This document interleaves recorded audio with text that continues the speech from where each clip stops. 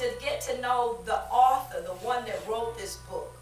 It's a privilege and an honor to ask, okay, well, what is the motivation behind the book? What is the message? Why should I get this book? What is it?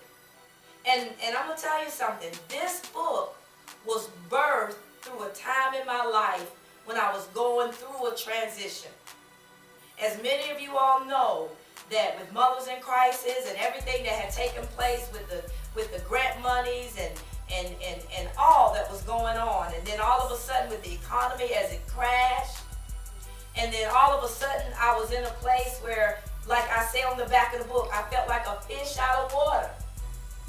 And at that time I was in the midst of getting ready to release You Are Beautiful, and as an author, but I didn't know what God was doing. I didn't know what to do.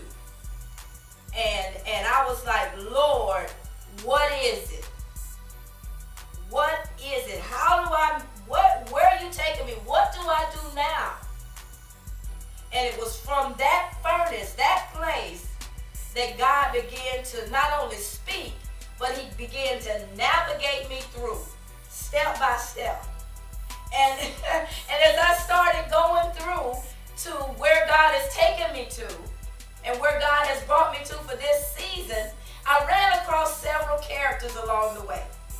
And I talk about them in the book. Those are your movers, your shakers, your givers, and your takers.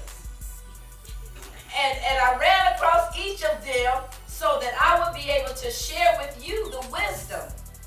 When you're navigating, when you're going forth, and when you're moving into the next area of life, the next season of life, you're going to run into a lot of people, a whole lot of people, but they'll fall into those categories. And God will show you through this book how to navigate and what to do.